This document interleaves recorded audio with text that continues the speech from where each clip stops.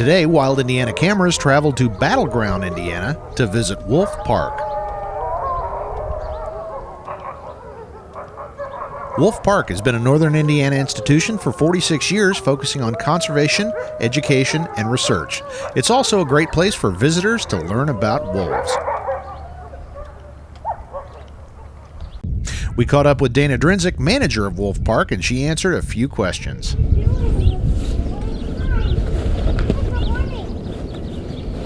Tell us about Wolf Park. So we've been around here for 46 years. We were founded by Dr. Eric Klinghammer in 1972. We have over 75 acres of land, and with that we currently have 12 wolves, 10 bison, 4 foxes, and 2 coyotes. The main purpose and mission of Wolf Park is threefold: conservation, education, and research. We like to educate mainly the public about these animals and their importance in the environment and why we should keep them. Aside from being a research institution, visitors are also welcome. Can you talk a little bit about your public programs at Wolf Park? So we have lots of different programs throughout the year. Some of them are kind of fun and goofy with our pumpkin party and watermelon party, but we also offer lectures and demonstrations. We can actually go in with our animals because they are hand-raised and socialized. So we can show a lot of people about their behavior and why they do what they do. We have our Howl Night programs in the evenings, Friday and Saturday nights during our primary open season, May through November, but Saturday nights year-round. Talk about some of the common misconceptions people have about wolves. Mainly, it's fear-based. You know, we grow up with the stories of, Little Red Riding Hood. Of course, Disney will also, not help with some of their films. But it's mainly that fear of they're going to attack me, they're going to kill me, they're going to hurt me. And that's just not the case. Wolves and other predators have a natural fear of us. We walk funny, we smell funny, we change our coat color every single day, we make strange noises. And mainly, they just want to be left alone. And so really that fear of being hunted by one of these animals is unfortunately a misconception that just, it's not true. There's been a lot written about coy wolves in central Indiana. Are there coy wolves lurking in Indiana ready to devour hunters and hikers?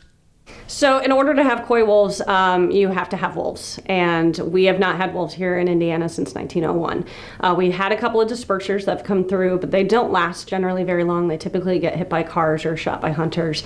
And so, the probability of it being actually coy wolves is very, very small. But in the canine species, they can't hybridize. So it could be, coy dogs with any feral dog population that's in that area with the coyotes.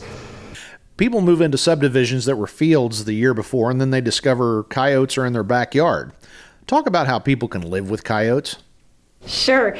So a lot of the time with kind of the growing population and popularity of areas, you have places that kind of build up and grow up, and we take more and more of their habitat away from them. And as that happens, you are going to have this kind of clash of the wildlife and the humans.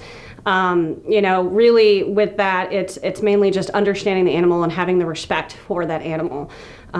Being able to coexist is important.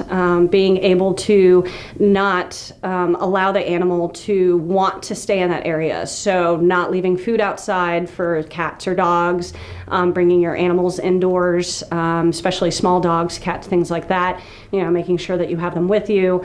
But coyotes really are a neophobic animal. They're scared of anything. So even having pots and pans and banging them out your back door if you see them is going to scare them off. And so being able to kind of haze them or to not make that environment, palatable, is going to have them move on and find a better spot.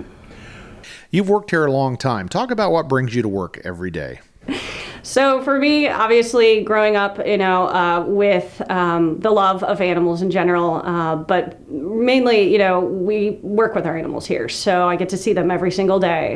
They're socialized to humans. So raising puppies, being able to watch them grow up and get old and to be able to go in and work with them and have that personal connection is amazing, of course. But really, it's also the education, seeing the kids light up when they see their wolf for the first time, or, the parents going, oh, I get it now, and having that click is nice to be able to fulfill that mission.